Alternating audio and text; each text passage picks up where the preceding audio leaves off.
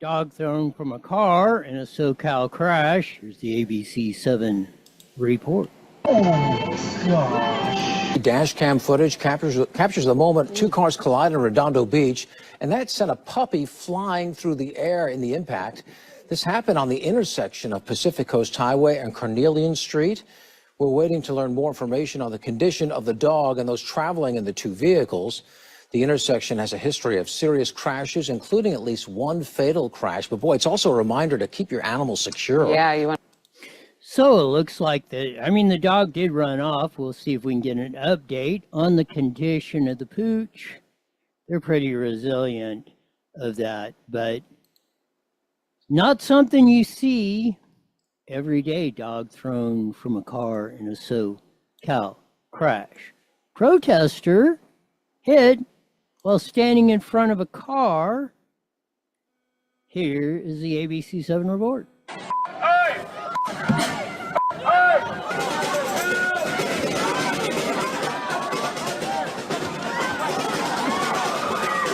Now, if you're in Florida, you have every right to run over people who are standing in front of your car if the mobs are threatening you, if you feel your life is in danger.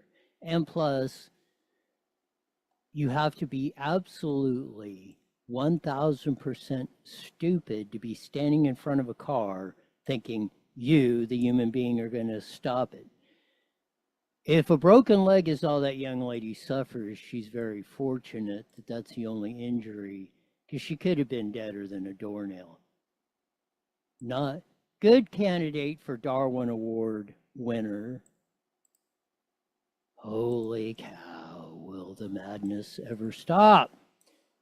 Man admits to killing neighbors at an Inland Empire nudist resort over a hot dog. Maybe the Olivedale Ranch moved. They keep talking about Redlands. We used to be down in Ritchie Canyon, actually in the Colton jurisdiction. But here is the bizarre story on KTLA 5. Let's see if she'll play. Last month in Redlands, weeks after the couple was reported missing from their home at a nudist ranch, their 62-year-old neighbor is charged with 2 counts of murder with special circumstance allegations. KTLA Shelby Nelson has been covering the case from the beginning. She has some disturbing new details revealed by prosecutors.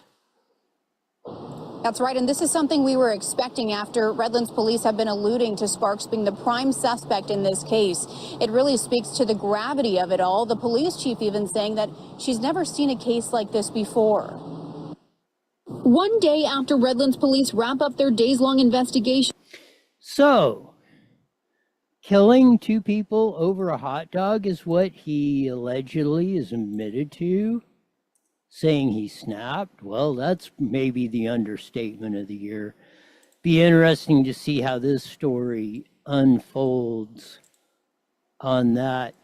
2 law enforcement officers in Temecula and a towing company, a former towing company operator, well, I guess 2 ex, a lieutenant and a sergeant, in a Temecula towing scam, along with the towing company operator or ex-towing company operator, were sentenced in a bribery scheme here in the Inland Empire. Lots of allegation of scam towing companies, not only in Temecula, but across Riverside County of that. Maybe that's the first of these to come down the pike.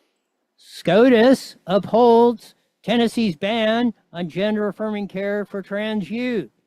Good job, Supreme Court of the United States, in a 6-3 decision. He said Tennessee had every right to ban tranny care, which means you can't cut off their Johnsons, their breasts, give them hormone blockers. That is absolutely criminal. I don't care which end of the stick you're on.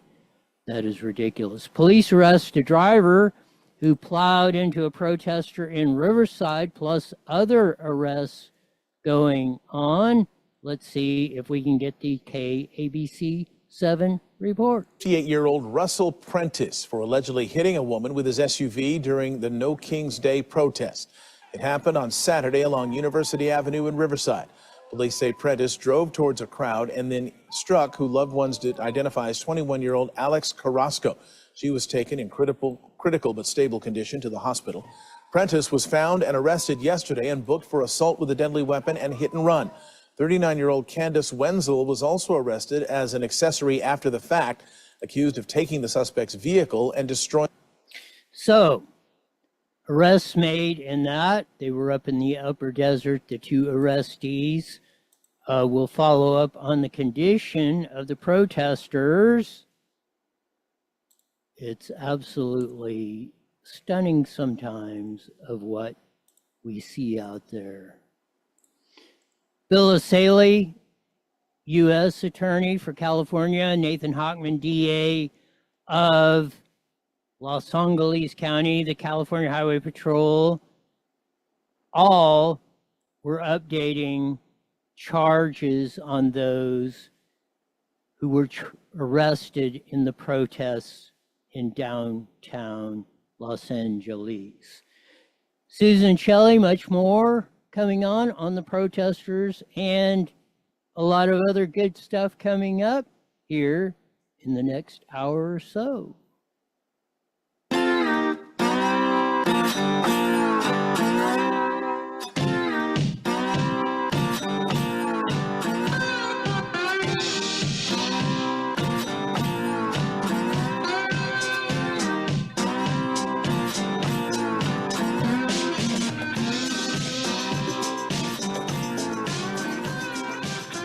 There's funky slide guitar music that comes in every Monday through Friday live at close to 5 on the Evil at B Network, Rumble, X, YouTube on the Roy Bleckert channel right now as we speak.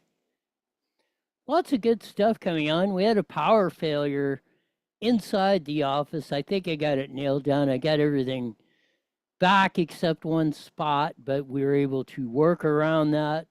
And we're back up on the air today, so we'll have a jam-packed show. Of course, Susan Shelley should call in at about 5:30 when we join the Mighty Met KMET 1490 AM on all that stuff.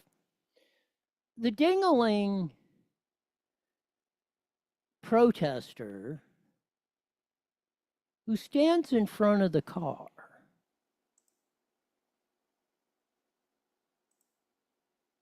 I mean, how idiotic, how completely stupid. Like this, here's the picture. How come the picture isn't there? There's the picture. How much of a ding-dong do you got to be to stand in front of a car and think you're going to stop it when there's a mob around? Again, in Florida, they passed down this with the George Floyd riots, and it's still in effect. If there's a mob and they're surrounding your car, you have every right to run them over if you're in fear for your life in Florida.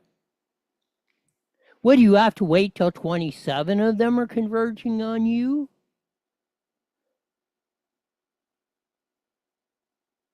That law should be passed in all 57 states, as Obama has said.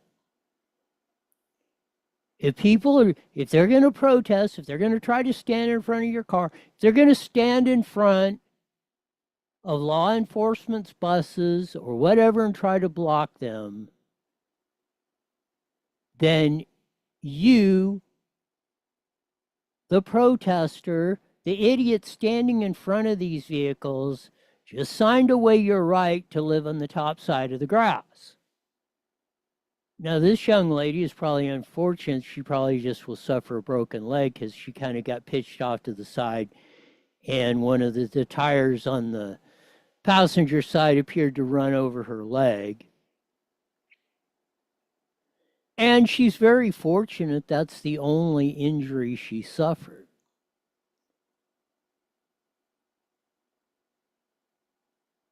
But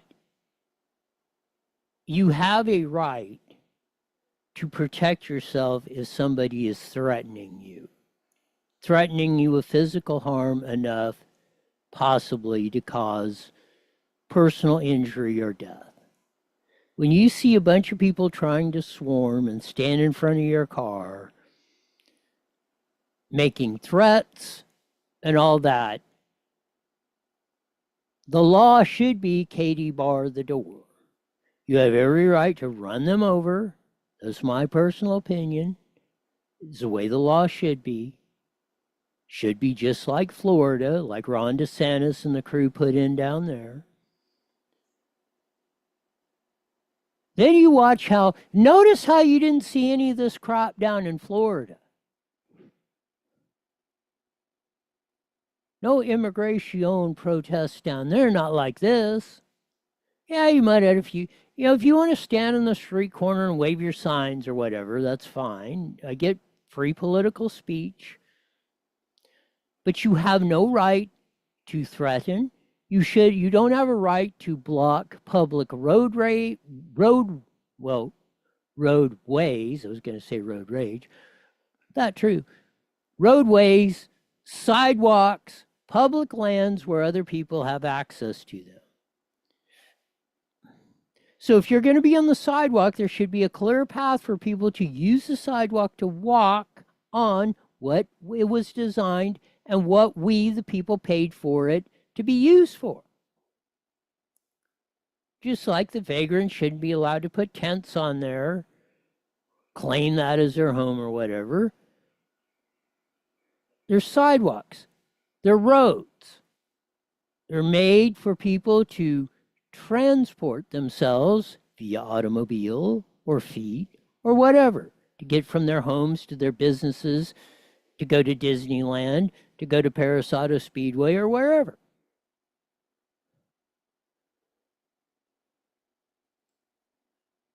This is key because there are arrests, and we'll get to the Bill of Saley, Nathan Hochman press conference yesterday that we would have gotten to had we not had the power failure that we had yesterday. But it's this kind of nonsense that's got to stop. Again, if they're going to be these are not peaceful protesters, as you're going to find out with this Saley-Hochman conference. And when you escalate to the next level, whether it's this, whether thinking you can loot the auto zone for the second year in a row, or the convenience market down in Compton, or all the other stuff that went on. Lawbreakers, whether they're in the country illegally, whether they're looting, whether they're blocking the egress and ingress on public right-of-ways, they need to be dealt with immediately. They need to be dealt with swiftly, because if you don't stop this stuff, it just perpetuates and it gets bigger, and then it becomes more difficult to deal with.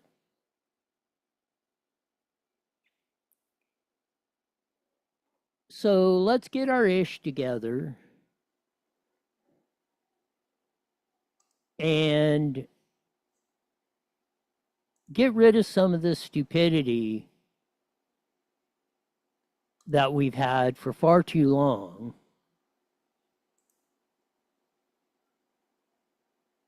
Because we, the people, can't take much more of this. Not in a civil society, especially when real wage growth is going up. Hopefully we'll get to that today.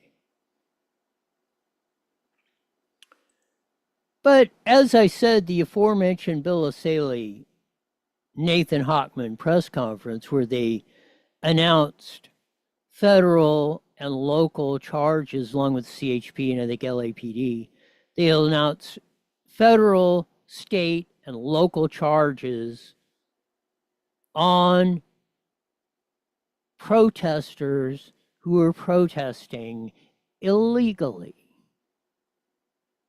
Big distinction. Let's see if the Billy Saley report press conference will play. record and the facts of the case and make the appropriate sentence. The other thing my office is focused on is we're really focused on organizers, funders, and supporters of this violence.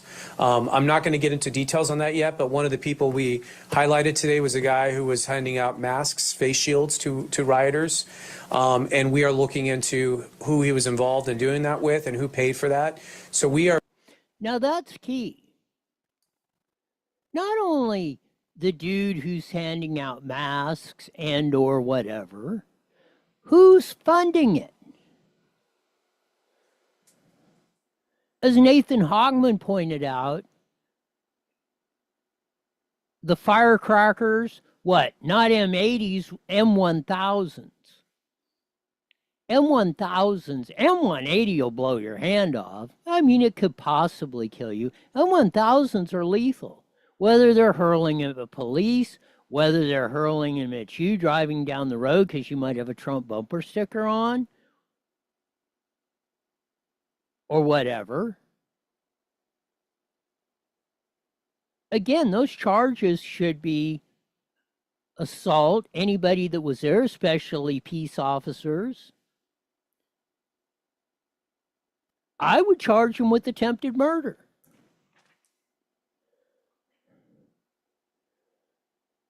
Because if you know, the attempted murder doesn't have to be by gun. It can be, you know, David killed Goliath with a slingshot.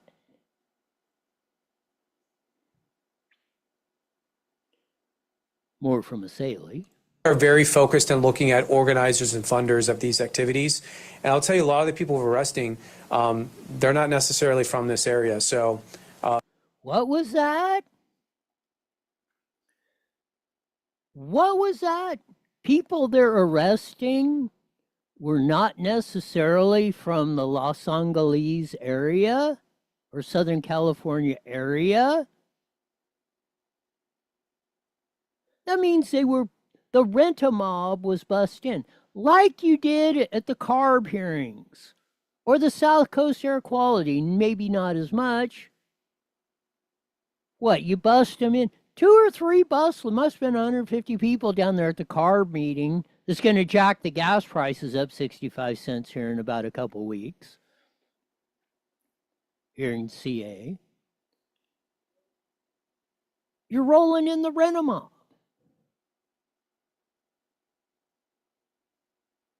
So again, Saley is on point of where the target should be.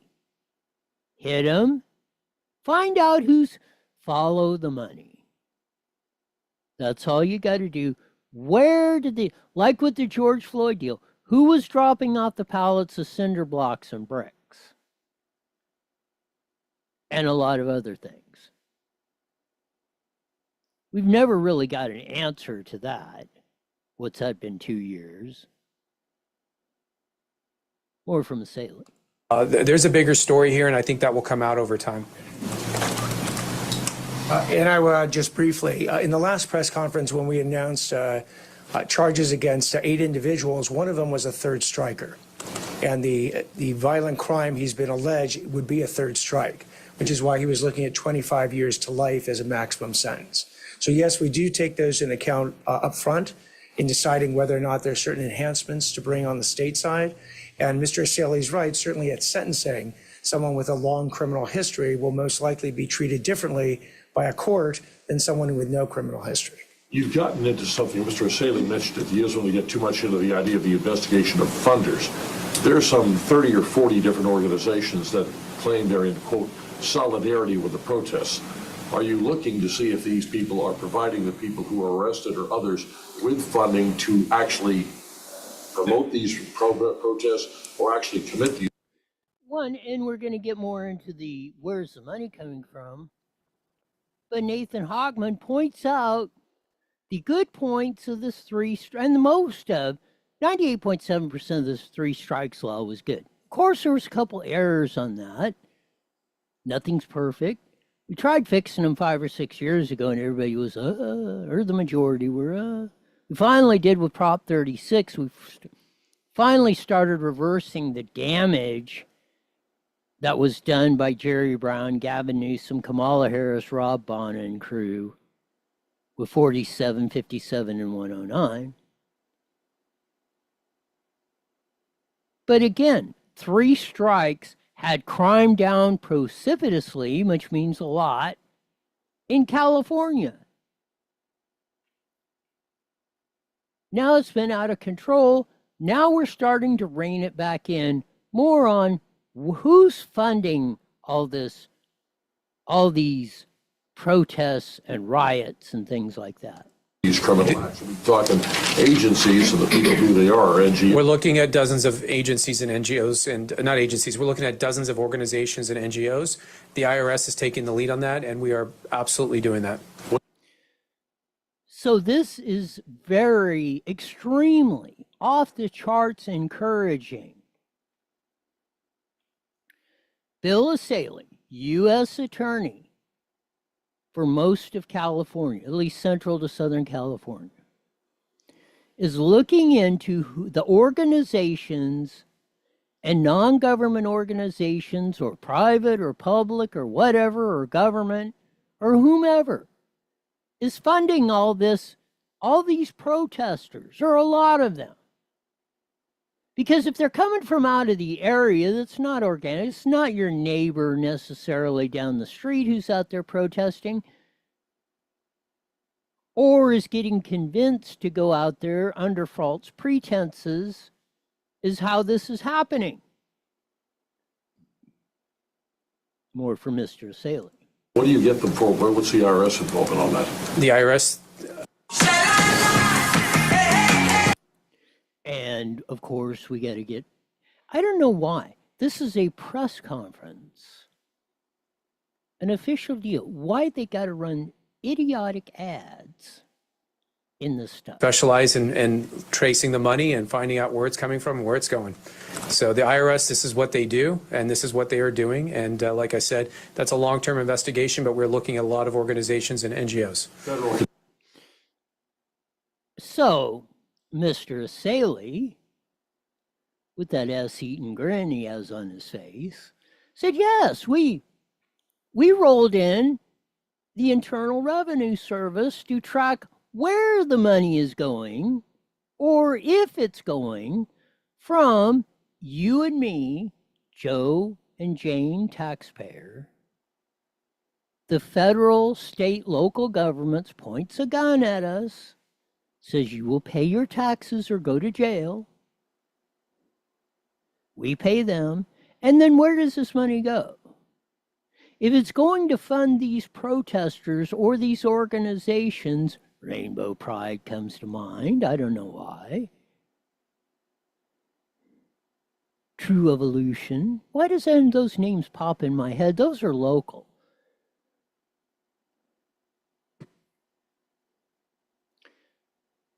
Where they're using the IRS agents for what they should be used for. Going after real criminals, not people trying to survive. Conspiracy charges possible? I can't get into what the charges are, will be. We're looking into it. Sorry, before Nathan tags you out again. Please.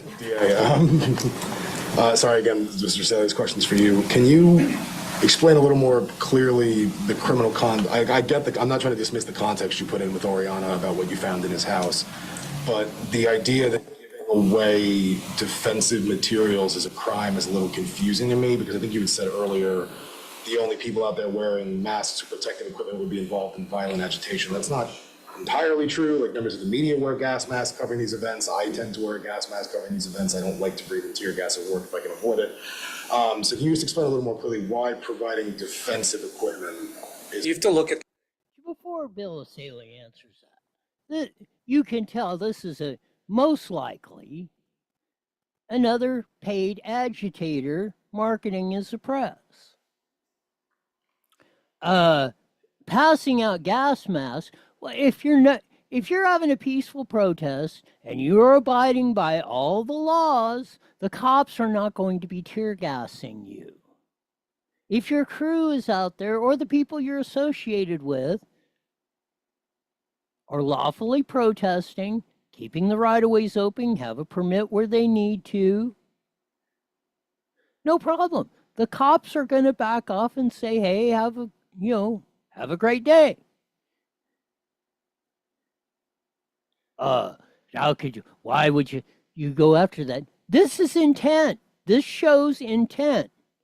This shows you're passing out masks, let's say hypothetically, to people that you have bussed in, encouraged, whether cash, false pretenses, or whatever, to come down there and protest. And you knew, if you're handing out gas masks, you knew you were doing something wrong, because the cops are not going to gas you again if you're doing things legally. More for Mr. Assailing. The context. He wasn't handing masks out at the beach. He was handing them out in downtown LA to people who were dressed similarly to those who are committing violence. They're dressed from gear top to bottom. They're covering their face. They're wearing backpacks. We've talked about what's been in the backpacks. You've got fireworks, you've got rocks. These weren't peaceful protesters. They weren't holding up signs expressing a political message. They were agitators, people who came to do violence. So you have to look at the context. Assailee's exactly right. Hey, if you were, let's say, Bill Gates or Elon Musk or Warren Buffett, just decided to buy 10,000 gas masks and hand them out at the park, at your community center, or whatever. That's what Assailee's talking about. The context of that is no problem. Hey, whatever. Maybe with the Iran Israeli conflict, and maybe they're going to be afraid something might come over here or something, which is very long odds. But I'm saying, let's stretch it. Okay, you could say the intent was not to commit violence by handing out the gas mask in that context. What Assailee's pointing out, and the perfect answer to the alleged media person in there, was exactly what he was talking about. They were most likely agitators, paid protesters. They knew the S was going to hit the fan because they were going to start it by breaking the law.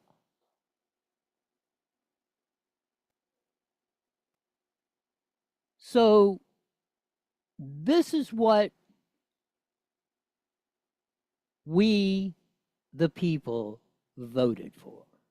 Right here. Our government putting a fair and level playing field for everyone. If you step out of line, then you're most likely going to have a problem. There's no legitimate reason why a peaceful protester needs a face shield. If they're Exactly. There is no reason a peaceful protester, political statement, whatever, needs a gas mask. If you're following the law, you're not going to have a problem. Now, let's just say hypothetically the cops just went in there and tear gassed someone, which has not been proven or even alleged, for no reason, just because they thought it would be a fun thing to do. That's not what we're talking about. That's not what happened. They were not peacefully protesting. They were illegally protesting. The cops told them time and time again, would you please disperse? They would not disperse. Not only that, then they start throwing Molotov cocktails, very, very, very dangerous and lethal explosives at the cops.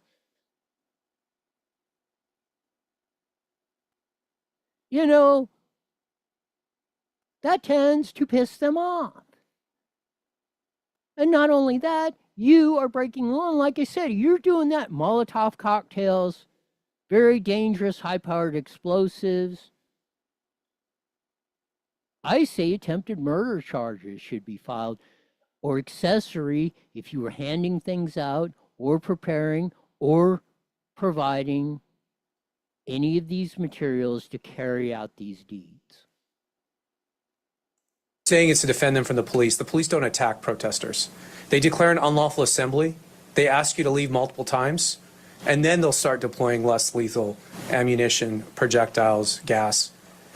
But that's not peaceful protesters. You're at that point, you're a rioter, or you're in violation of state law because you're somewhere you're not supposed to be.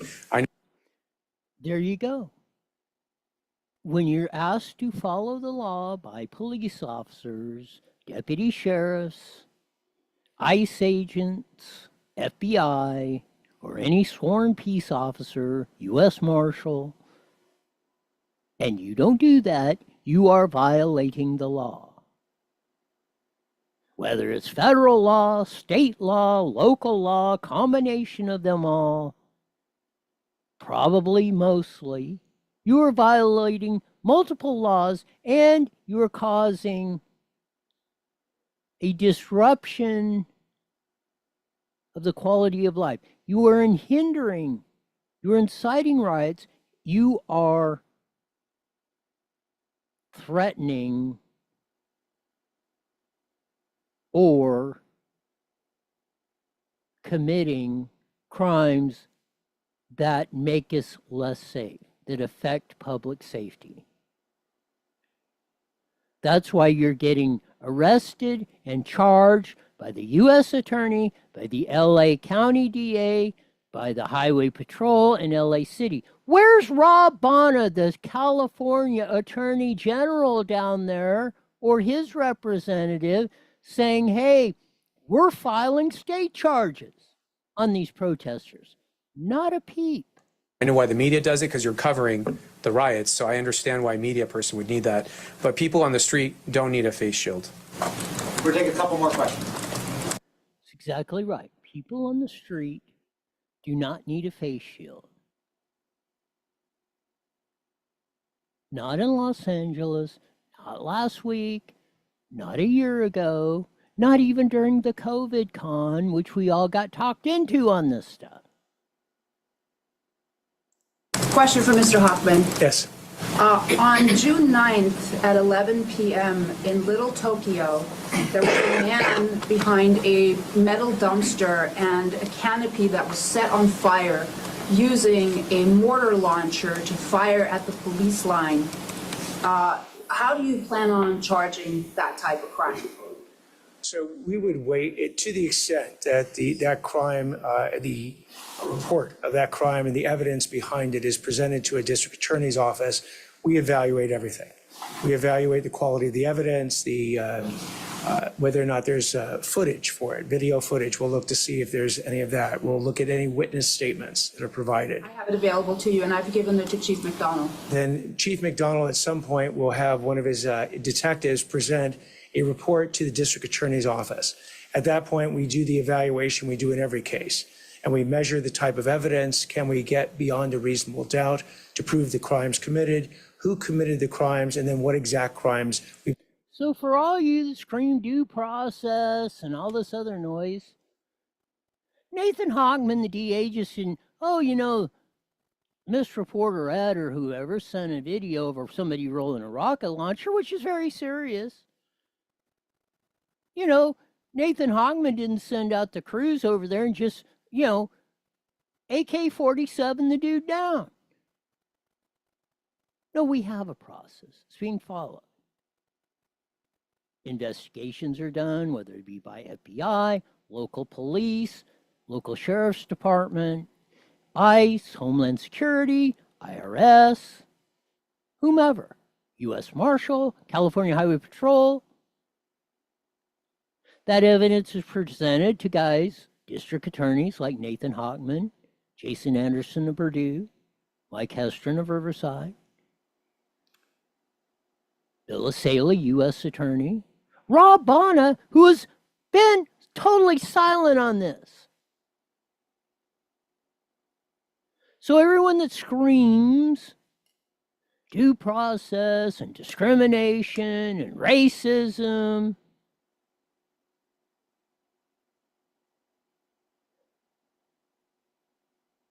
there is And there is, okay, there's 1.3% of that. And again, you bring me the evidence of that, I'll be your biggest champion.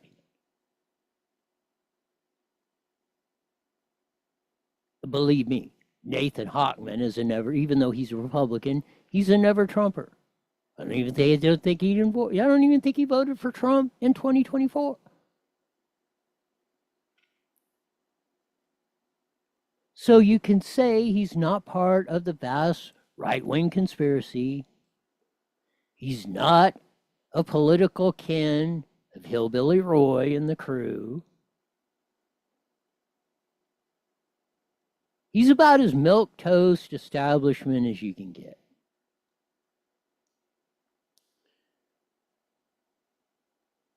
It's really amazing some of the, I don't know, ridiculous stuff we have to deal with on a daily basis. But it does give me hope when we have guys like Nathan Hochman as district attorney finally of LA, now that the reign of terror of Gascon is gone. We have Bill Asaley as U.S. attorney, Pam Bondi as United States attorney, Tom Homan as the border czar.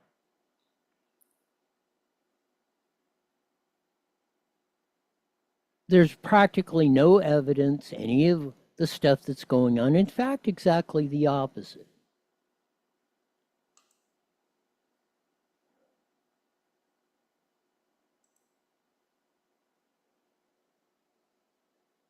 It's truly amazing.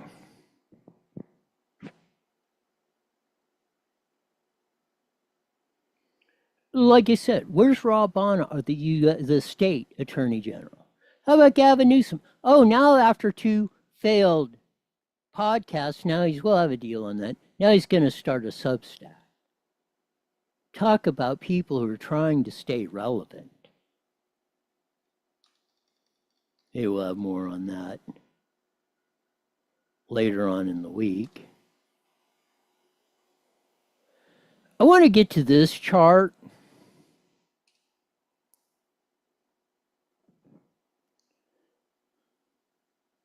Because this shows real blue-collar wage growth. Over presidents of the last 50-plus years. Starting with Nixon in 1969. 56 years ago. This chart,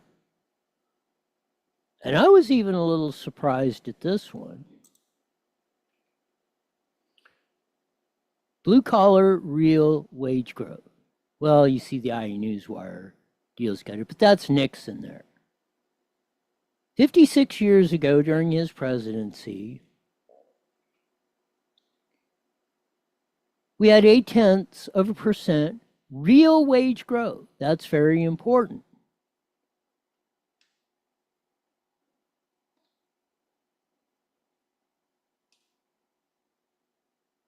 Then you have Carter, even through all the inflation. I don't know why they didn't put Ford in there. That was a short. You have Carter, 0.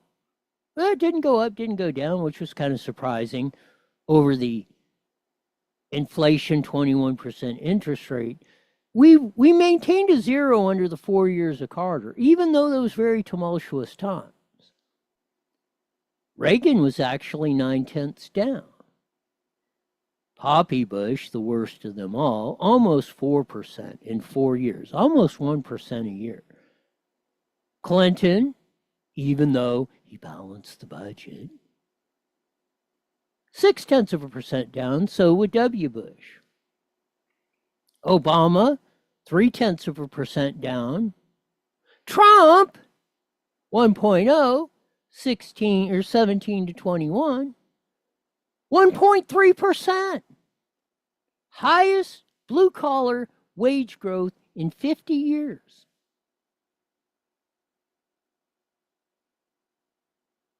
Then we have slow Joe Biden.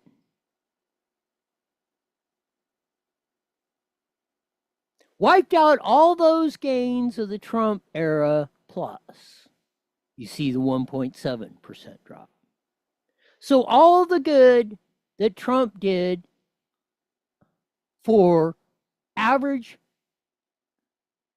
average Javier and Jane lunch pail toting American going to work, trying to make a living, feed their kids, all sorts of, try to live a happy, productive life. All those gains that we made in Trump 1.0 totally wiped out plus under Biden. Now, in the first 5 months, just the first 5 months of Trump 2.0, the beginning of this year, January 20th, 1.7% up real blue-collar wage growth. Not richies, not the elite, not the establishment.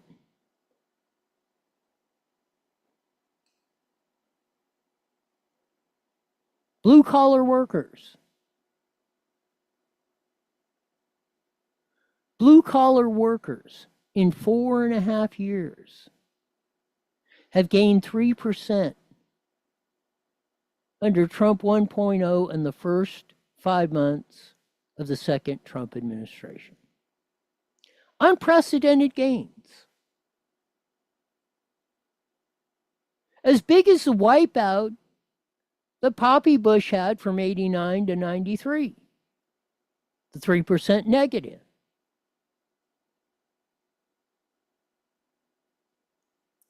So when you hear all the left or the Democrats or Nancy Pelosi or Mad Maxine or whomever scream and holler, evil white man, yada, yada, yada. The real statistics are probably the richest man that we've ever had of the 47th presidents, and definitely the richest of this block of the last 56 years, by far. And made his money while he was in the private sector, not enriching themselves like Clinton and Obama. Got to give Carter, I mean, he did a little bit, but he was pretty cool. 2 out of 3 Democrats gained their 111% of their wealth while or after they became president.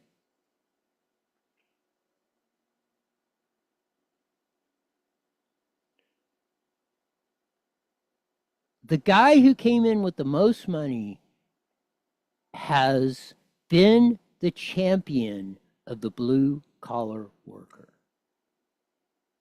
Union member, hotel worker, farm worker,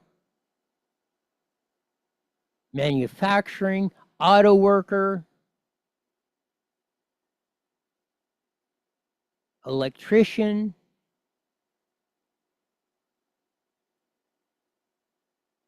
your store owner, your local hardware store owner. They have been the champion and the beneficiary of Trump's economic policy and presidency.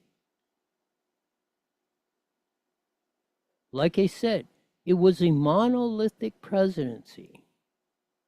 From Poppy Bush to Clinton to W. Bush to Obama, we had a 4-year reprieve of Trump, then Biden. Look at negative, negative, negative, negative.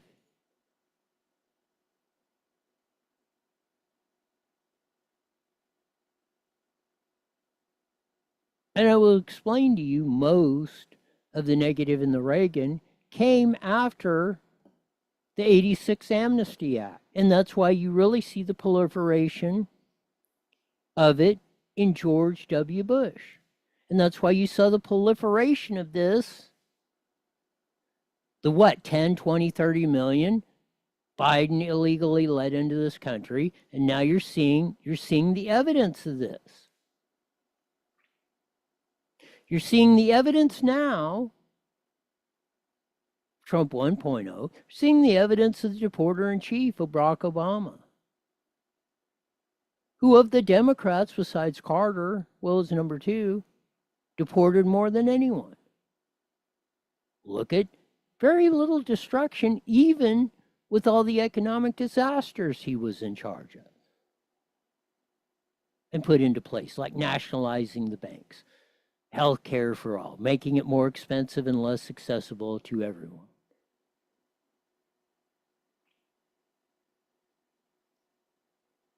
Destroying businesses and employment along the way. But getting rid of the illegals countered a lot of that in the Obama 8 years.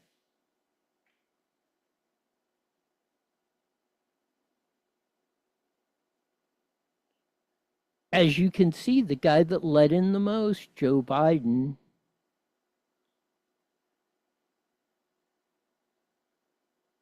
and Reagan with the 86 Amnesty Act, and I've said there was one of that and the 86 weapons ban were two of the colossal mistakes Ronald Reagan made in his presidency, and he pretty much admitted to that. But this chart is very, when you want to hear about all presidents, and I don't know don't know what Johnson or Jack Kennedy did or Eisenhower. Maybe they didn't keep good statistics on that back then. But it would be interesting to see even how far back the real wage growth was in. It was probably a lot because we came out of World War II with the birth of manufacturing, or the rebirth of manufacturing in the United States. And it's really solidifying as becoming the economic engine power of the world after that.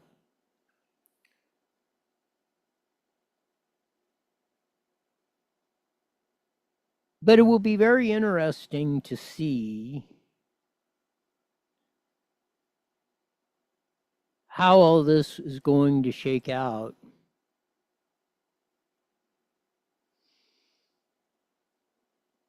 But you have Donald J. Trump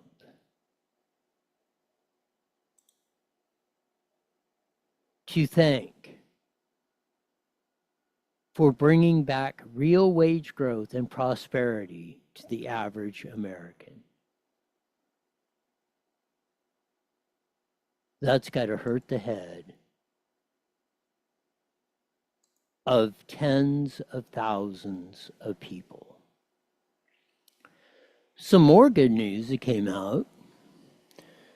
The Supreme Court, in a 6-3 decision, upheld Tennessee's ban on gender-affirming care for trans youth.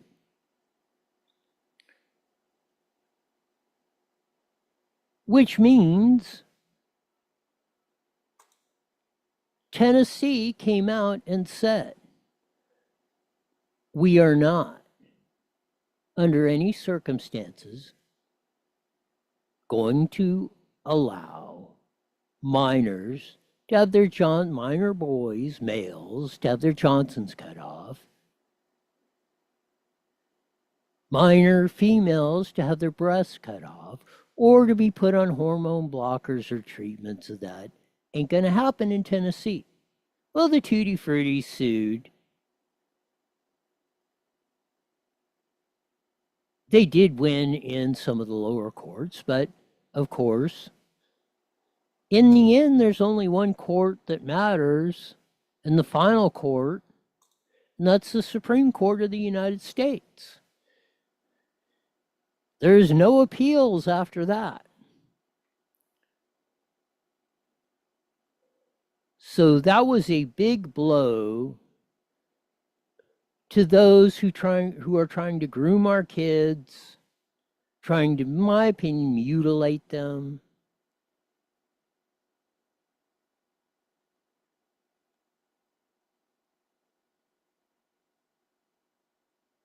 I was not as surprised as some were, but Amy Coney Barrett, which she seems to be very socially conservative,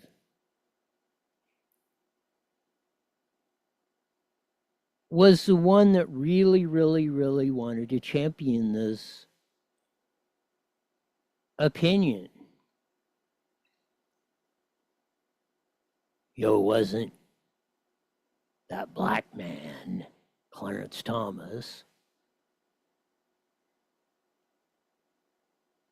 or Sam Alito.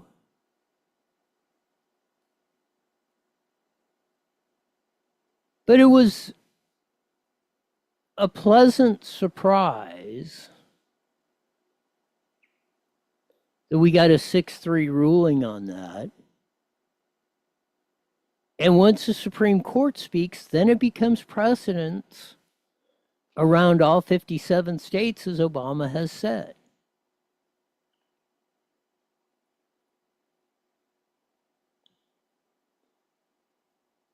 And this is the bottom line on this is, we got to come, and I don't care as much. If you become, whatever the age of consent we want to put on this, 18, 16, 21, two things. If you want to have body parts cut on, sewed on, or whatever, that's your choice. There's two things. I'm all for that, but I don't want to pay for it. That's not a life-threatening, you don't have cancer just because you're a dude and want to become a dudette. That's a mental issue or whatever. That's not a physical, that's not going to kill you. It ain't like cancer. It's going to eat your body up. It's not an infection or some sort of medical condition that needs a treatment or you're going to die. Not on the physical end of it. Maybe on the mental health end, that can be debatable. Not on the physical end. Chopping on or adding on or mutilating bodies, especially of minors,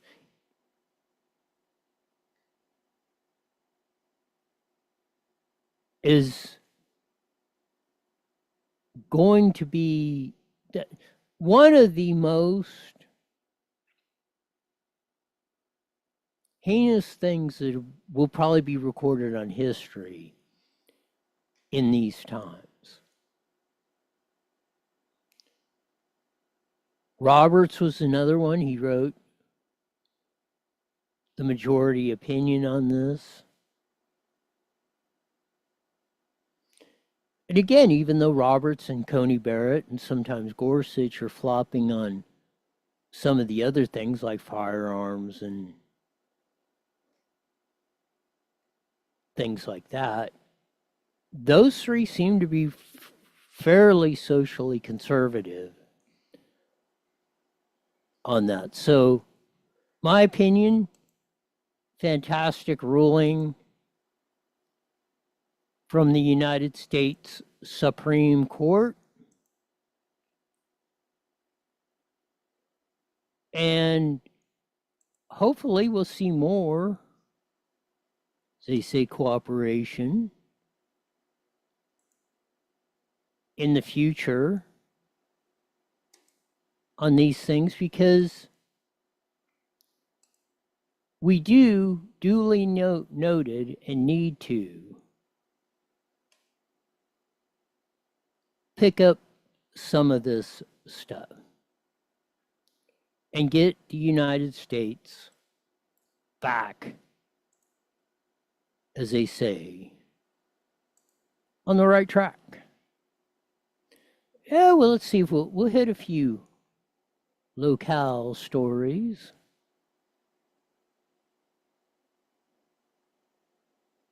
On the meter before we join the Mighty Met 1490 AM, and hopefully Susan Shelley will call in on that. Let's see. There. Yeah, we had the 2 ex-cops and 1 former towing company operator sentenced in a towing scam down in Temecula. See if we can roll this up where you can see it. Some of my great little memes going on there. See what the Harupa Valley cops have to say. Oh yes, when life gives you lemons, invite the deputies. You see them partaking of some lemonade stand out there in Harupa Valley. So good humor from the Harupa Valley cops. Mark Chicano's out. What a tool. He's out there yapping about, oh, the ICE, the detention center up there now in Atlanta, the conditions of the detainees and all that. Why don't you, Chicano, why don't you pay attention to the real rage growth that Trump's had and the destruction of it under your reign and Obama and Biden and all your guys'? 30 seconds. 30 seconds. Why don't you take an interest in that instead of what Trump's doing, cleaning out the old illegals, and all of a sudden, voila, real wage growth in 5 months is going up 1.7%. Those are the ones who want to keep you suppressed. The evidence is clear. 5 seconds. We'll be joining the Mighty Met here in a little bit, as Jesse said. Here we go. IE Newswire Daily is on the air. The following is a paid program. Views and claims expressed are those of the program producer and are not endorsed by this station. Opinions expressed are not necessarily those of radio station KMET.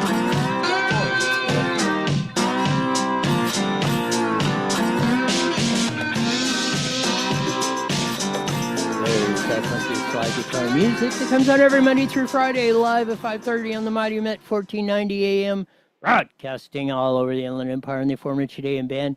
Join your vast video audience in the Evil FB Network, Rumble, X, Roy Bleckert on YouTube on that. Lots of interesting stuff. Dog thrown out of a car in an LA crash. It's caught on dash cam. We had that on the front burner up there. 2 ex-cops and towing company operator sentenced in a Temecula Valley towing scam. Mark Chicano, more concerned about detainees up in Atlanta than real wage growth, which has been going up precipitously under Trump. In Trump 1.0, and even more so in the first 5 months of Trump 2.0. Bill Asaley, U.S. Attorney from California, Nathan Hochman, DA in California, Highway Patrol, LA Police representatives, showing the real reason and showing the arrestees and who's being charged and why of the protesters that appear to be piped in, financed from outside sources. This is a step in the right direction, and probably the main reason why real wage growth, as we pointed out, is going up under Trump, now in Trump 1.0, and Nixon. In 56 years, the only 2 presidents that have had real wage growth for blue-collar workers, Richard Nixon and Donald J. Trump. Everybody else, you've either lost or stayed even. Carter, which was kind of surprising, stayed even. every Democrat lose, lose, lose, especially under Joe Biden, the worst, who let the most illegal immigrants in. It's what we call evidence, like Asaley was pointing out, like Nathan Hochman was pointing out. The evidence of the protesters and the rabble-rouser crowd and everything else that's been going on. It's truly amazing. Maybe we are getting a renaissance. Maybe we will finally get these things turned around. Maybe there will be a day when we have true prosperity in the United States of America. But as we usually do on a Wednesday, we have the famed editorial writer, columnist for the Press Enterprise, San Bernardino Sun, Inland Daily Bulletin, Redlands Daily Facts, more important to me, Vice President of Howard Jarvis Taxpayers Association, Susan Shilley. Welcome to iNewsWire with Roy. Well, thank you, Roy. Great to be here. I just went through the chart. In the last 56 years, only 2 presidents have had real blue-collar wage growth. That's Richard E. Nixon and Donald J. Trump 1.0 and now 2.0. Everyone else has been either flat or negative of that. Joe Biden, the worst. We lost the worst. I'm going to submit to you this whole thing, and Trump has been right since day one, since a little over 10 years ago when he announced for president and the birth of MAGA was coming in. Economically, and of a lot of things, but mainly economically, cleansing us from illegal immigration and its effects will be the biggest boon to the United States citizen and our economy and our prosperity and our quality of life. Susan Shelley. Absolutely. Well, we have to have the law enforced. We have to have immigration law enforced. There's nothing else we can do except modernize our immigration law so that we can legitimately enforce it.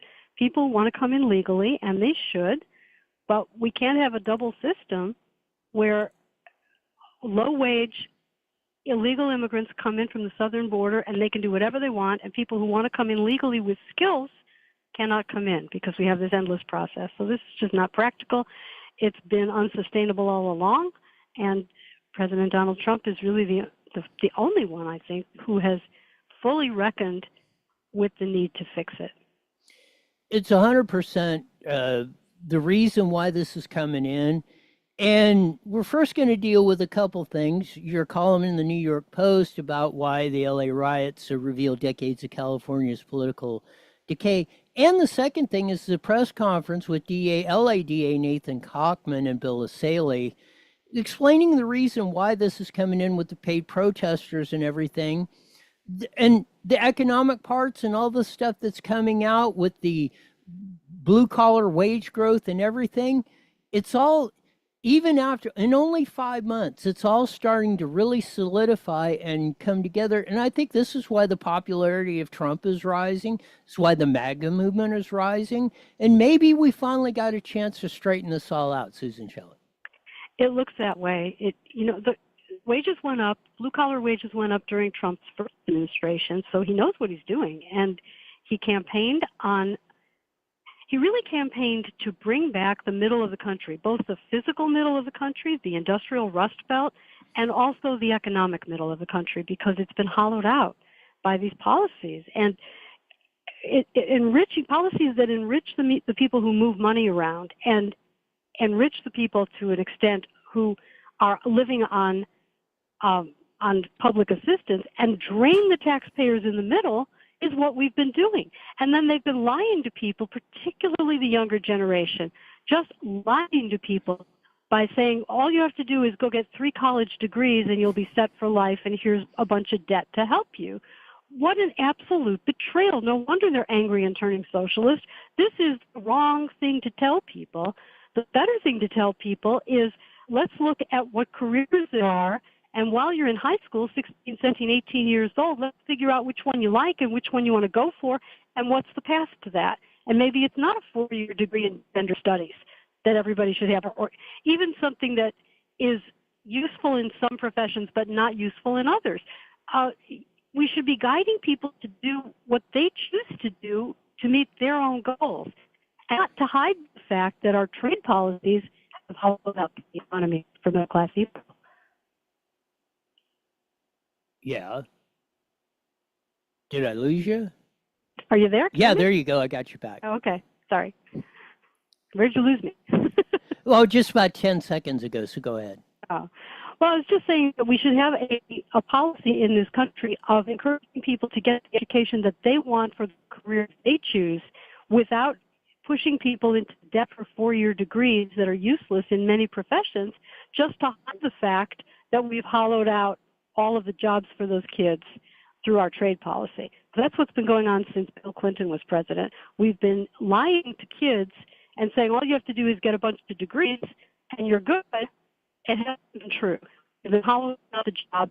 Prospero called this years, decades ago, giant sucky sound of Mexico. And Bill Clinton and others pushed this policy of let's give a lot of college debt to students. We'll give them college loans, and that will cover for the fact that we've taken all the jobs away. They won't catch on for at least 10 years and we'll be gone. That was the policy. That's unacceptable. 1,000%. And even though your column gets in the political decay of Californians, that political decay has went on throughout the nation and the world. And you're seeing it in Europe. They're dealing with the same thing of the effects of illegal immigration, destroying their culture, their economies, and everything else. And what really solidified to me was the meat packing plant in Omaha. And the operator of it, after they arrested 77 people illegally, he said, I don't know how to proceed forward. Well, to me, that was a tacit admission that you could not make your business model work. Your business would not survive without slave, illegal labor, that you're suppressing their wages, that you're making them work under untoward conditions. That's how you are making a profit and how your business has survived. And how did meat get packed? How did construction get done, as Karen Bass said? If we get rid of all the illegals, construction won't go on. How did everything get built prior to this?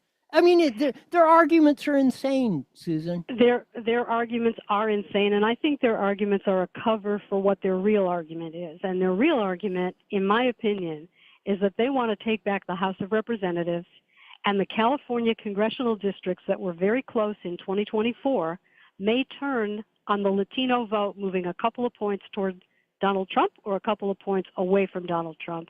And I think they are pandering like crazy. Did I lose you again? Are you there? Yeah, you're there. Go ahead. Oh, okay. I think the politicians are pandering like crazy to try and win back some of the Latino vote that moved toward Trump in 2024. And this is how they think they can do it, by calling him a racist, by calling ICE a bunch of Gestapo agents, by all of these foul things they're saying, and by trying to say the Republicans hate you because you're an immigrant and blurring the line completely between illegal and legal. I think that's what's going on here. I think it's all about the House of Representatives. It could be. That's a lot of it. Political power is a big thing behind this. Your other column in Southern California News Group is what's wrong with enforcing the law, not what's wrong with it. I mean, I would have said what's right with this is what's right with enforcing the law. Prosperity for everyone, real blue collar wage growth. You being able to go out in the streets and feel safe. That's what enforcing the law is all about. And that's why the California Constitution, it says, and it was declared by the citizens, that public safety was the #1 priority of our elected officials. And they should be doing it. And I will say at that press conference, who was missing? Rob Bonta, the California Attorney General. You don't hear him filing charges against these lawbreakers and paid protesters. I think they're in for a big backfire on what they have been, and they're in for a bigger backfire explosion on what they're doing, Susan Shelley. It sure looks that way. And, this is right in line with all the laws that the Democrats have not wanted to enforce in California, going all the way back to 2020 or even before, where we don't think we should enforce shoplifting laws, and we don't think we should have any state prisons. We want to close the state prisons. And what are we doing? And, of course, the voters come back in 2024, and by 68%, they pass Prop 36 to get tougher on crime, and the governor was so mad he won't fund it. What are we doing? We can't have laws that are not enforced or that are enforced selectively against, a business forgets to put up a labor poster by the right date. They have last year's labor poster in the workplace, in the break room, and they're going to get a huge fine, handcuffs over that. All this other law. So, some of these people who act openly about scooters and rocks on the freeway, onto the freeway, onto stage vehicles, they're going to go to prison over that. And really so. Not enforcing the law is a good outcome. Yes, I hope so. And I have every confidence in the team Trump's put together to pull this off.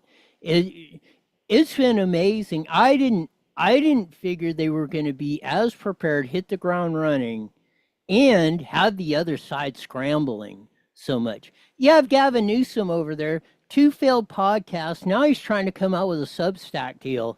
I mean, you see desperation, you see fear in their eyes, from Gavin Newsom to AOC, Chucky Schumer.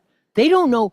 All the biggest thing I think is going to come out of this is all the tricks they had in the books, the fear mongering, the shaming, the yelling at racists or whatever, riots or everything else. Everything they're doing, all these old tactics are backfiring on them. And I think that's what's going to be the ultimate thing working forward. And why you're seeing real wage growth, and why, if we keep on the trajectory that Trump's mapped out on us, we're going to see a renaissance in the United States, maybe like you've seen after World War II, Susan Shelley. Well, I hope so. I hope this works out well. This is a big transition for California. It's a big transition for the country. But Trump was elected to enforce immigration law and all the other laws, and law and order is always a big issue in national elections and even state elections. Things should get better.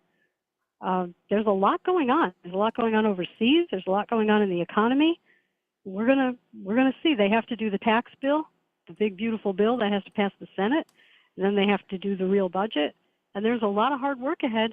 And as you know, the president really only has 1 year before they kind of close the door on new initiatives and getting anything done, because the election is coming up.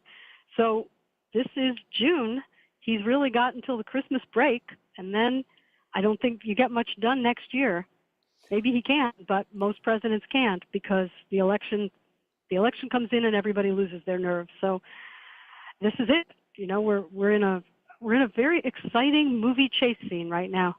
What gives me hope or optimism on this is Trump is not your average president, especially in Trump 2.0. And we, other than, 150 years ago, we've never seen this where one guy was elected president, sat out for 4 years and came back.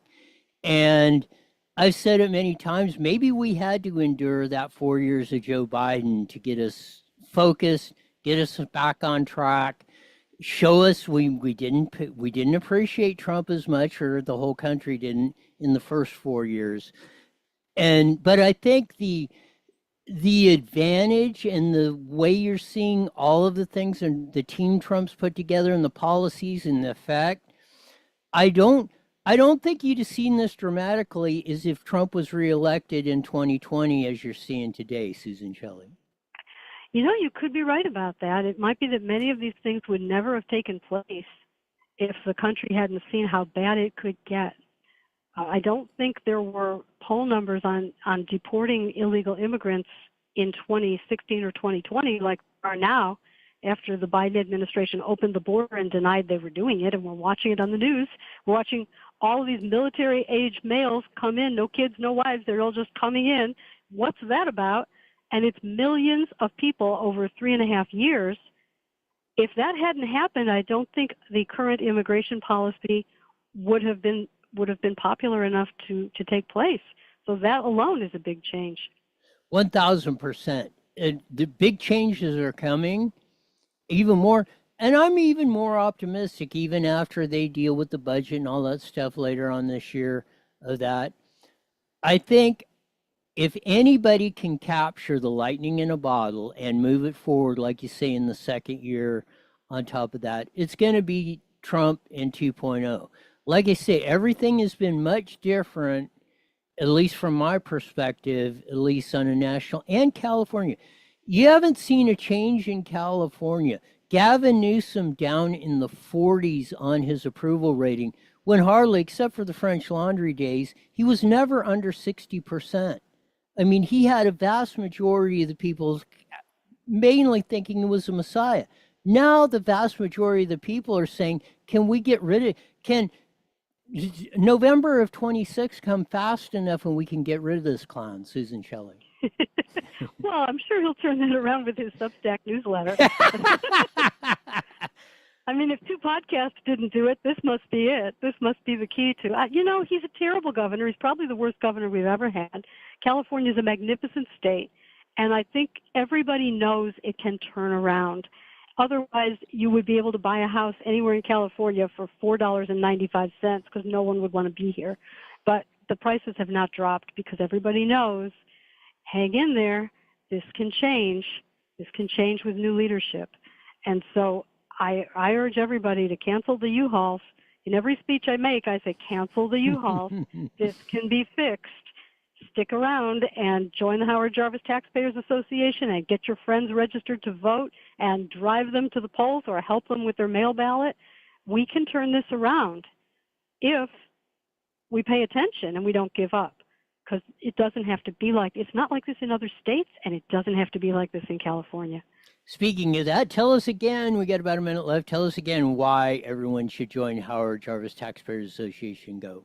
We are taking things into our own hands. We have a constitutional amendment initiative that we have filed called the Save Prop 13 Initiative. We're going to close some of these court-created loopholes that are making you pay illegal taxes, that are unconstitutional and illegal, and it's costing billions of dollars a year.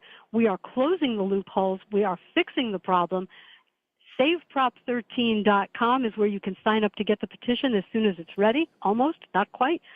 SaveProp13.com, and be a member of this great organization that is fighting for taxpayers. HJTA.org is the website, HJTA.org.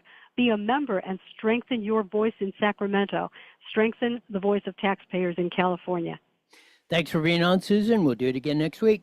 Thanks so much, Roy. You got it. Susan Shelley, Vice President of Howard Jarvis Taxpayers Association and columnist extraordinaire for Southern California News Group. Oh man, what a fantastic, sometimes unbelievable journey we're on. I would have never thought, I mean, as confident as I was in Trump, I didn't think it was possible he could get this much accomplished as he has the last 5 months.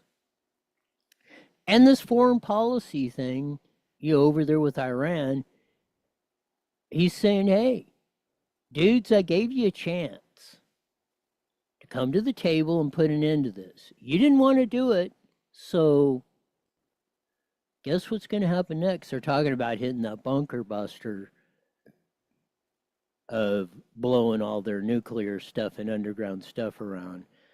That appears to be what's in the cards. Looks like they're over there, those from the Middle East are trying to get on the phone and saying, hey, we now want to negotiate. Trump's kind of saying, I think that day might be over, but, that could be a tactic. We'll see how it rolls out. I wouldn't, like he said, you guys got some good stuff, but it pales into comparison what the United States of America has. So I wouldn't want to call Trump's bluff, like Reagan with the Soviet Union back in the "we will bury you" days. And they were afraid. The main reason that you seen the Soviet Union then crumble, and just like Trump, they thought, Reagan's 90% we don't think he's going to do it. There's a 10% chance he might. And if he does, we'll all be in a heap of trouble. Finish out this today's show with a few more of the local insights on that. See if we got them up here. Yes, here we go. Oh, let's see if we can get my shining face in here. There we go. Border Patrol achieved success with 0 illegal immigrant releases last month, down from 62,000 in the same period last year, according to the Border Patrol chief. Just shows you what sane policies will do for you. A.B. Miller High soars with aviation program launching student pilots into aerospace careers. Finally, the schools, after all this, schools are getting to where they are teaching kids skills they can actually use, not Mongolian basket weaving. Paris cops had a good time at Rods and Rails car show at the Paris Railway Museum. In-N-Out, former employee of In-N-Out, is suing them, saying they fired him or her, I don't know, over, it's discrimination over a hairstyle. Jesus. $3 million or some odd dollar lawsuit. Corona gets a new and improved senior center, so I'm sure they will all enjoy that. The towing company deal of that, where the two ex-cops and former employee, towing company operator, were all sentenced in a towing scam. Operation Smash and Grab recovers over 19 grand in stolen property. Part of that was from San Bernardino Sheriff's. Part of that was in Rancho Cucamonga and Chino Hills. Emmett cops get some new interns. That will be good for them and the community of that. As we said, we were off yesterday because of no power failure. Chino Police Department is now accepting applications for their summer youth academy, so good job there. Same with Riverside Fire. They are also doing the same, so if you need kids want to learn a good skill or some good stuff, do that. San Bernardino County wants you to know, do you know the history behind Oak Glen? Fabulous place of apples and their farms. Home of Jim Riley's been on the show many times on that. It's something else, Corona PD, crime blotter, with all the shootings and ravaging that they're taking care of. Again, that dude up there at the nudist camp over here in the Inland Empire who shot 2 people. So over a hot dog, that's what his confession is. Now, this is one. This should be worldwide. Louisiana did it. A bill to punish slow drivers in the left lane passes in Louisiana. That should be nationwide. There's actually a law. Mark Lamb, the sheriff down in Pinal County, Arizona, actually pulled some people over and wrote them a ticket for driving too slow in the fast lane. There's actually, you can. I don't know that there's that many tickets that have been written over that, but you can actually get a ticket for driving too slow in the fast lane, impeding traffic. Again, that needs to be nationwide. We usually say at this time, mandatory you're back here 23 hours wide. we're the best darn show in the whole wide world. Until then, see ya.